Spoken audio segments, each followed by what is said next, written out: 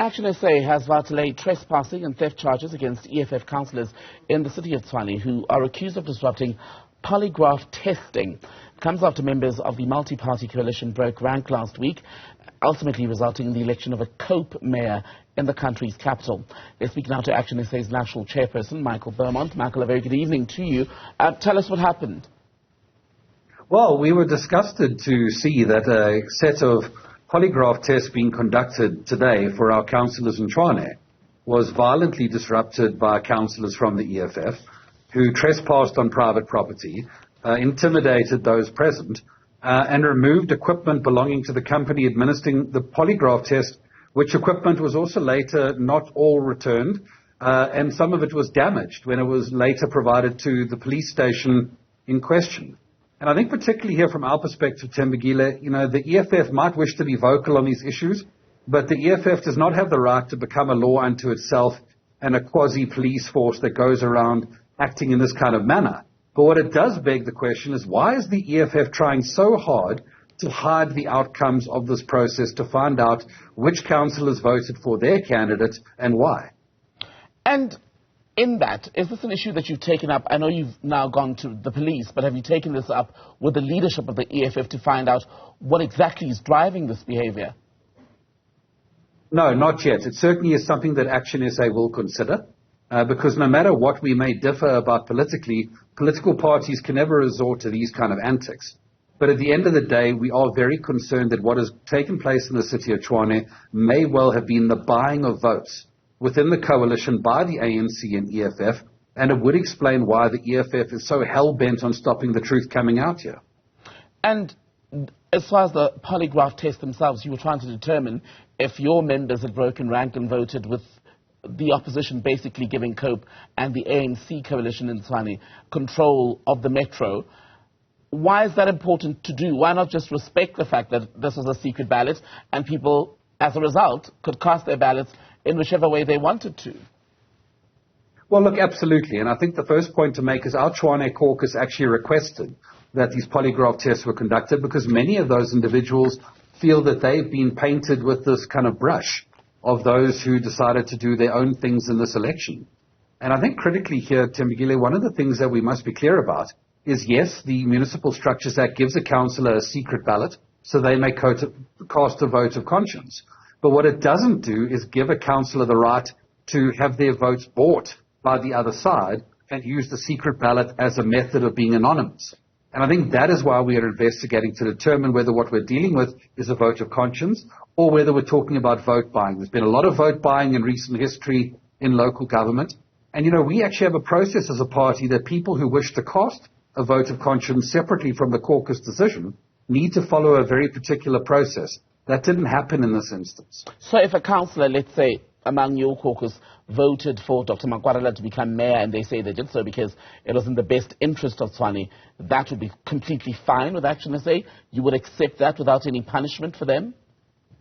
No, I think we would have to understand the reasoning. I don't think it's good enough that public representatives who serve at the pleasure of, the 1.3 million residents in the city of Tshwane who put them there can do what they like with the votes of the public. I think there has to be an explanation and an assessment of that explanation to determine if what we're talking about is a reasonable and rational vote of conscience. We've actually written to our caucus requesting any individuals who believe they've cast a vote of conscience to come forward and explain themselves. That was a deadline that came and went, and even further reason why we might believe this has got a lot more to do with vote buying than it does a vote of conscience. Mm-hmm.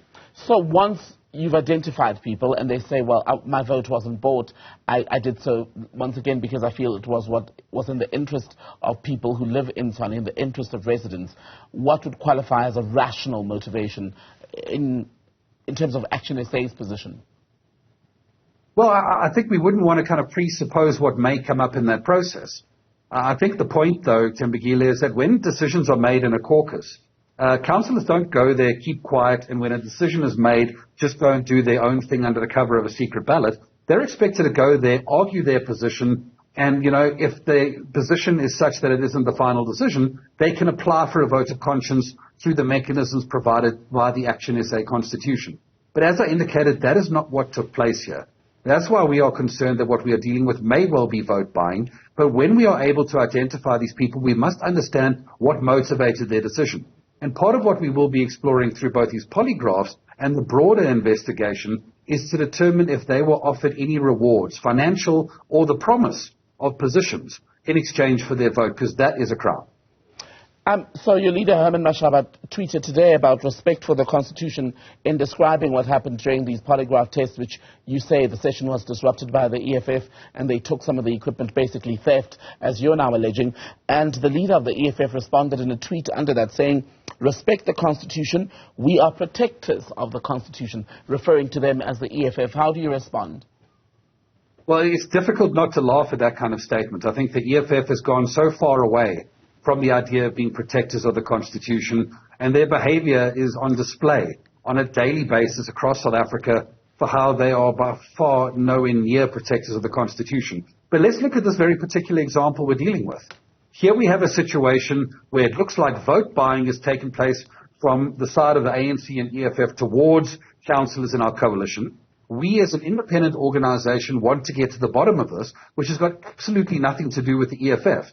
And here we have the EFF storming around like some kind of quasi-police force. It would become laughable to hear Julius Malema trying to put that in the realm of defenders of the Constitution. What does this then mean, this incident in Tshwane, mean for potential future collaboration or cooperation between ActionSA and the EFF? Does this mean it'll never happen?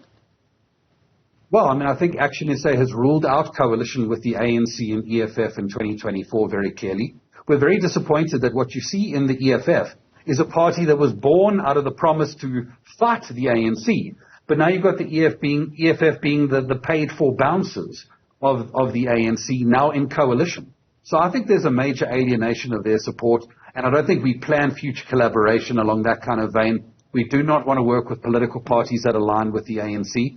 But certainly, as it goes for relationships, the EFF's conduct has done nothing towards that particular idea. But Michael, I wonder if, in retrospect, now that we've seen so many troubled coalitions, especially in the three major metros here in Gauteng, that have collapsed or had multiple issues, if you as the opposition or even as just ActionSA are realizing that dislike or distrust of the ANC is simply not a strong enough foundation to build coalitions and cooperation. Would you agree? Look, I think it's a necessary starting point, because from our point of view, the agenda is that we cannot fix South Africa until we have removed the cause of the problem. And from that point of view, we fundamentally believe that the ANC government is the cause of the problem. But I think you are right that that can't be enough. There has to be more than that. But I would argue in this particular case, Thembekile, that's not what's at play here.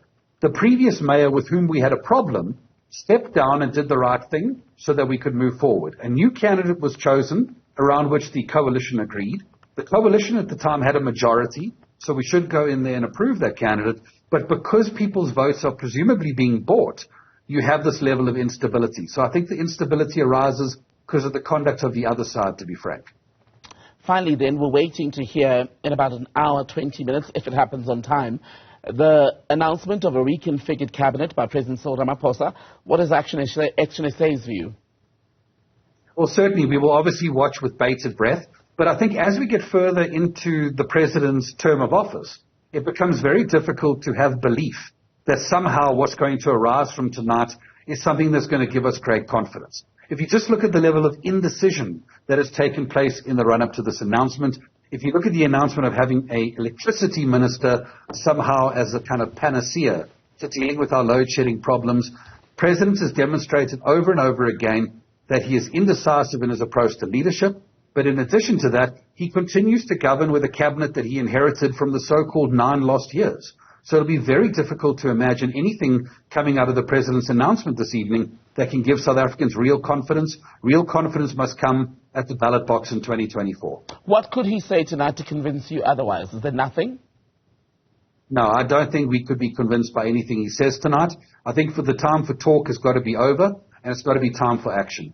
Michael Beaumont, National Chairperson of ActionSA, good to have your time tonight, so speaking to us, not least about the cabinet reshuffle that we're waiting for tonight, but also about what's happened tonight. ActionSA accusing EFF members of storming a polygraph test session in Tshwane, and they say they now have taken the matter up with police.